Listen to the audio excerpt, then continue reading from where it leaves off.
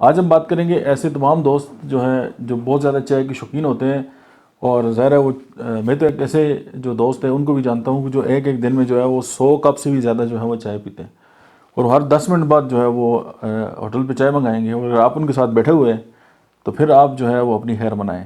लेकिन इतनी ज़्यादा चाय पीने के बावजूद भी वो बिल्कुल एडिक्ट हैं और उनको कोई इशू नहीं होता। हाँ, वो चाय ना पिए तो फिर उनके लिए टेंशन है।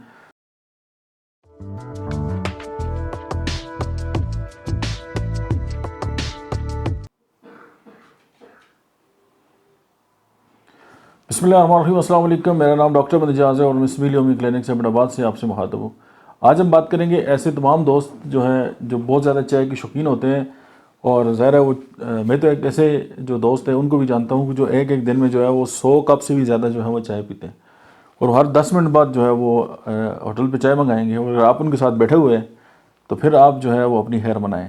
लेकिन इतनी ज़्यादा चाय पीने के बावजूद भी वो बिल्कुल एडिक्ट हैं और उनको कोई इशू नहीं होता। हाँ, वो चाय ना पिए तो फिर उनके लिए टेंशन है। लेकिन बहुत सारे ऐसे दोस्त हैं कि अगर वो चाय छोड़ देते हैं फिर उनकी बॉडी के अंदर जो है बहुत सारे जो है जो बॉडी की रिक्वायरमेंट है जब उसको फुलफ़िल नहीं होती तो फिर ये है कि वो उनकी ख्वाहिश ये होती है कि यार बार बार चाय पिए। लेकिन ज़ाहिर है एक वक्त आता है कि फिर आके आपकी जितने भी जो अज़ाए रईसा हैं स्टमक से जब स्टार्ट होते हैं और फिर लिवर और बाकी जितने भी वो सारे जो हैं वो डिस्टर्ब होना स्टार्ट हो जाते हैं। तो फिर उस वक्त हम ये समझते हैं कि यार हमें कोई ऐसे फार्मूला चाहिए, हमें ऐसी कोई अद्वियात चाहिए। और स्पेशली होम्योपैथी की मेडिसिन जो है इस हवाले से बहुत ज़्यादा शोहरत रखती है।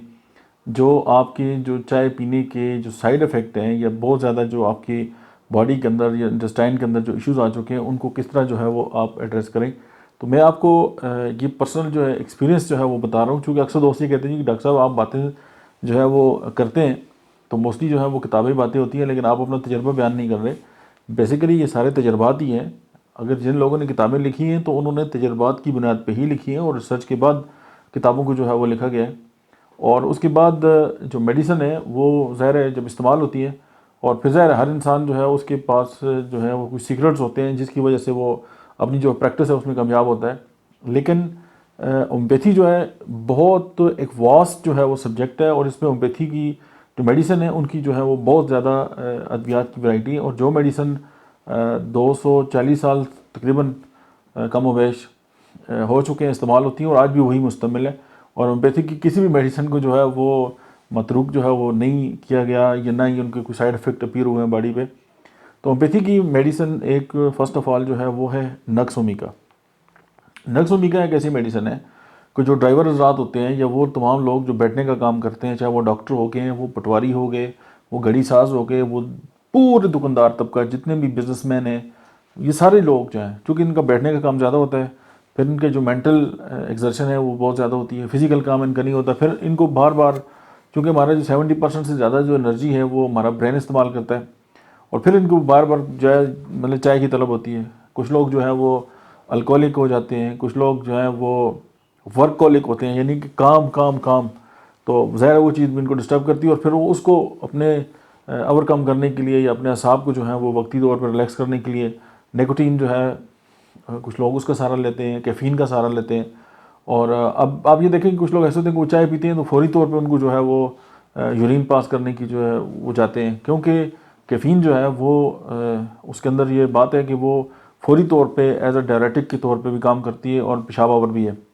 लेकिन ज़ाहिर है बॉडी जब इन चीज़ों को बार बार मांगती है तो डेफिनेटली एक हद है हर काम की। तो उसके बाद ज़ाहिर है आपके जो असाब हैं जब वो थकते हैं और फिर आप ये समझते हैं कि यार मुझे ये जो चीज़ें इनसे जान छुड़ानी चाहिए। तो होम्योपैथी की जो दवा है वो नक्स ओमिका जो है वो 200 में, और सेकंड जो मेडिसिन है वो है नक्स के साथ जो है वो सेलेनियम है 200 में। तो ये दोनों अद्वियात जो हैं वो आप ये एक दूसरे की बेहतरीन मावन भी है। और सेलेनियम जो है वो जो सेक्सुअल इश्यूज़ हैं उनको भी एड्रेस करती है और इसके कमाल इफ़ेक्ट जो है वो थायराइड जो ग्लैंड है उसके ऊपर भी है। और ज़ाहिर है ये जो आपको बार बार किसी चीज़ की ख्वाहिश का होना, इसके पीछे भी हार्मोन्स जो हैं उनका एक बहुत बड़ा जो है वो काम है। तो आप अगर नक्स ओमिका 200 और सेलेनियम 200 मिला के दिन में 2 बार जो है इस्तेमाल कर सकते हैं। मोस्ट प्रॉब्ली ये है कि सुबह लें और शाम को लें। नक्स ओमिका जो है वो शाम को आप लें और सेलेनियम जो है 200 में सुबह इस्तेमाल करें।